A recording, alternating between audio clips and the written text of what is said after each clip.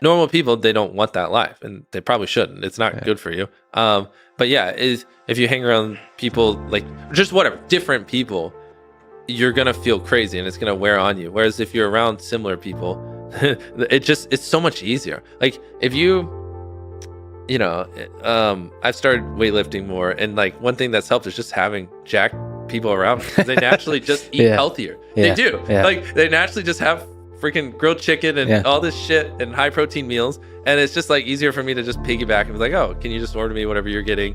And they're like, oh, I gotta go to the gym, and I'll be like, oh shit, I'll just join you, and it's like it's cheat codes, you know what I mean? Just surround yourself with people that you want to be, and it makes it like 70% easier, in my opinion. It's like that is the cheat code to life. The people that are really good want to work with the best people they can find. Hopefully people that are even better than them. I mean, that's my view of things, is if you work with people that aren't as good as you, then you become a country of midgets. If you work with people that are better than you, then you really grow. So I guess, what can I say? I don't even know what to say to niggas, man. I go to my hood, niggas like, yo, what up? I be like, man, get the fuck out of here. I ain't talking to this nigga. What the fuck am I talking to this nigga for? You know what my grandfather told me? You don't get as far as the motherfuckers you talk to for no reason. You'll be successful as the motherfuckers that you talk to for no reason. What I mean is, if you spending your day talking to a nigga that ain't got nothing going on, what the fuck kind of information could he offer you? Can he help you learn something? Can he teach you something in the conversation? Leave me the fuck alone. It's hard to make money if you don't know anybody who has money. If you sit in a room full of ice cream experts and all they talk about is ice cream, how to make ice cream, the different flavors, how to store it, how to move it, how to sell it, even by accident, if you hang around with these people long enough, when someone asks you a question about ice cream, guess what you're gonna know the answer. You're gonna say, you know what? That's because it's pistachio, and that needs to be 2 degrees higher than chocolate. And you're gonna look like a smart ass. So if you sit in a room full of people who are making a bunch of money, everyone understands this. Your network is your net worth. You're the sum of the 5 people you spend the most time with. Everybody understands this. And then they still hang around with fucking losers, because they're dummies. You're right, I am the sum of the 5 people I spend the most time with. Anyway, this is my friend Nick. He's so funny when we go drinking because he gets really drunk. Losers.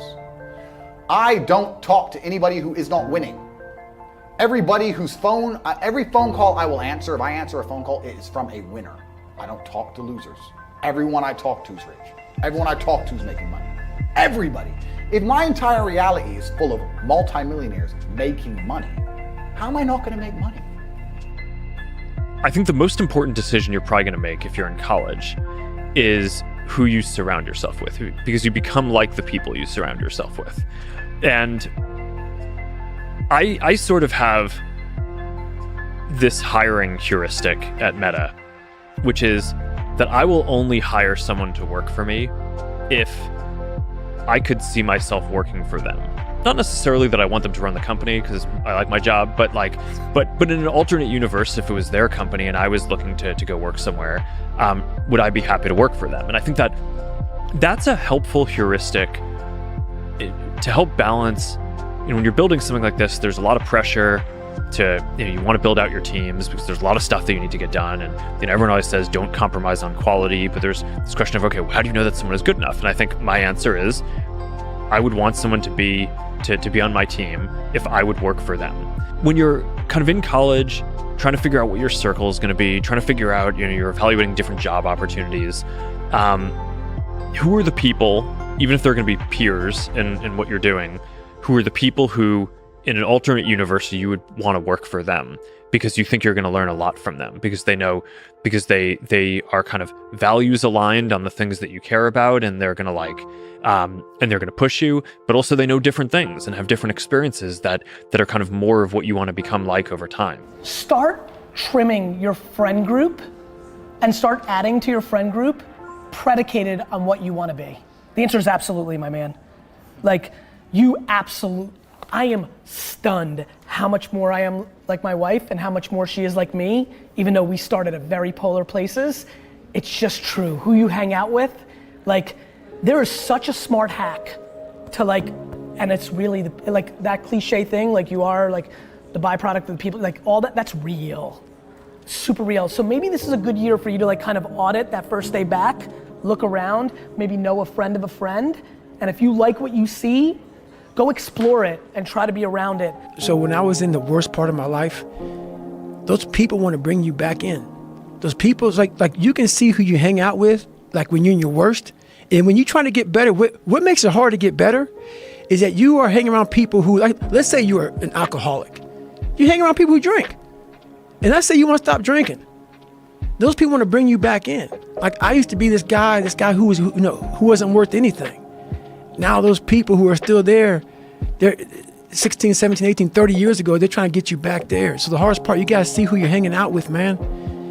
You got to hang out with the people who you want to be like the most. Yeah, people will definitely drag you down. They'll drag you down. And especially if you're around someone who makes a lot of excuses and they're always failing. Those is just like they're the opposite of inspiration. They're like a vacuum. 100%. Just sucking it out of you. Why are you doing that today, man? Yeah. Why are you getting up again so early? Why are you doing this? Why are you doing this? The people you hang around with will suck the fucking life out of you. Yeah. Sometimes you just gotta be alone, man. Get your shit in. And then there's also people that you're going to be around that are always failing and they're always fucking up and then they're always coming to you to try to get you to help them. Exactly. They become a giant burden. Yes. They can never look in the mirror and get their own shit together. And they're always looking for external help. That's right. Always looking for external help. You got to surround yourself with people who want the best for the best part of you. You can hang around with weasels and losers that are trying to pull you down to justify the fact that they're spiraling downhill as well. And you know, the upside of that is you don't have to have any responsibility and you can all whine about how wretched life is, you know, so that's pretty attractive. But I would say it's also a bad medium to long-term plan. And so it's acceptable and desirable to try to surround yourself with people who are facilitating your development. You know, and you might say, well, I've got people around, I know them well, you know, they're not doing that well and they don't fit into that category. It's like, what's your point? What are you going to do with them exactly? If they'll listen and cooperate with you and move towards a better future, great. If they don't pay any attention and they keep doing the same damn things over and over and they're not going anywhere and it's painful, then maybe the proper thing to do is say, you just have your misery. I'll go off and have my life. And maybe you'll wake up at some point in the future and think that's a better way of being. Because just putting up with it is, well, they call that enabling, right? You put up with that sort of behavior, you're providing tacit consent for it and even tacit approval. It's like, it's a bad idea. You have, I would say, both the right and the responsibility to surround yourself with people who are good for the best part of you. I'm sure you've heard the term that you are the sum of the 5 people you spend the most time with, and that's not necessarily just because you guys share the same worldview. It's actually for a different reason. And that is, as humans, we never operate at our maximum capacity. I mean, we can do it for a few days, maybe even a few weeks, but we are not built to operate at 100%. So here is what happens. Over the long term, we start to operate at our minimum hygiene standard. You see, there's a threshold within you of what you consider to be your max performance and your minimum hygiene standards. And no matter how hard you work, you will always default back to your minimum hygiene standards. But there's a twisted secret here. Our minimum hygiene standards are not fixed. They are adaptable. And more importantly, the hygiene standards of yourself has a lot to do with the minimum hygiene standard of the people around you. That means that when you surround yourself with people who have high hygiene standards, yours will automatically get pulled up as well. I mean, just think about it. Let's say you've been slacking with hitting the gym lately and haven't really been up to putting too much effort into the side hustle or business you want to start. Now, imagine you move into a house with 10 people who all go to the gym first thing in the morning, every single day, training as hard as it gets. Then, when they get back home, they work for 8 hours straight on their business nonstop. I can guarantee you that within a matter of time, you're going to be hitting the gym every single day